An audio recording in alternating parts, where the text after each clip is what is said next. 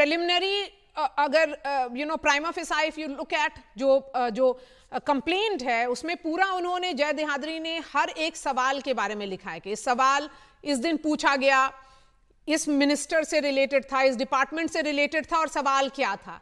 और आप देखिए उसमें एक पैटर्न साफ तौर पे दिख रहा है कि हीरानंदानी, दर्शन हीरानंदानी के इंटरेस्ट में सवाल है, किसी बिजनेस ग्रुप के खिलाफ में सवाल है। तो अगर ये तार जुड़ रहे हैं और साफ तौर पे दिख रहे हैं तो क्या सीबीआई इसको ईडी को सौंपेगी या यही इन्वेस्टिगेशन करेगी, क्योंकि prevention of money laundering act भी है इसमें। नहीं देखिए, अगर तो जो कंप्लेंट उन्होंने सीबीआई को दी है, अगर वो प्राइमा फेसी रिवील करती है कि कॉग्निजेबल ऑफेंस हुआ है और ये सब जो गिफ्ट्स हैं या पैसा है, अलेज्ड पैसा है, ये दिल्ली में लिया गया है, तो सीबीआई उसको डायरेक्टली रेगुलर केस भी दर्ज कर सकती है। उसको जरूरी नहीं है कि पी दर्ज करनी है, क्योंकि अगर कॉग्निजेबल केस है और there is prima facie evidence तो वो केस दर्ज कर सकते हैं और उसकी इन्वेस्टिगेशन की जा सकती है।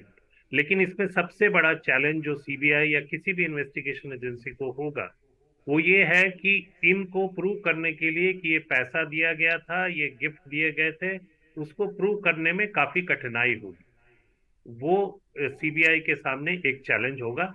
लेकिन मैं ये मानता हूं कि पहले भी इस तरह के केस हुए हैं, 1951 में भी, 1951 में भी एचडी मुदगल एक एमपी थे जिनको निकाला गया था इसी पे। 2005 का आपके संवाददाता ने पहले ही जिक्र किया है। तो ये बहुत गंभीर मामला है और इस तरह की घटनाएं नहीं होनी चाहिए। इस तरह का बिहेवियर एमपीज के लेवल पे बिल्कुल भी नहीं होना चाहिए। उसकी जांच करना जरूरी है और पार्लियामेंट की, मैं समझता हूं कि एथिक्स कमेटी तो इसकी जांच करेगी करेगी, सीबीआई की जांच के अलग।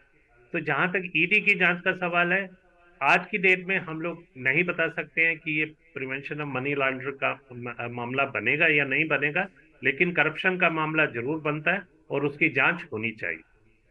आपका कहना है करप्शन का मामला जरूर बन रहा है नवनीत वासन जी।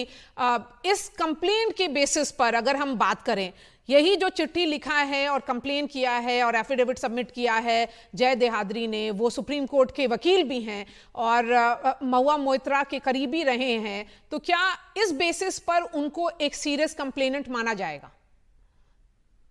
कंप्लेनेंट तो देखिए, कंप्लेनेंट में कोई सीरियस नॉन सीरियस ऐसा कोई भेदभाव नहीं होता है। अगर कंप्लेंट उनकी, उसके अंदर प्राइमा फेसी मटेरियल है, ऐसा उसके अंदर तथ्य हैं जो रिवील करते हैं कि प्रिवेंशन ऑफ करप्शन एक्ट के अंदर ऑफेंस हुआ है या इंडियन पैनल कोड के अंदर कोई ऑफेंस हुआ है, तो सीबीआई उसको केस दर्ज करके उसकी जांच सीबीआई को करनी चाहिए।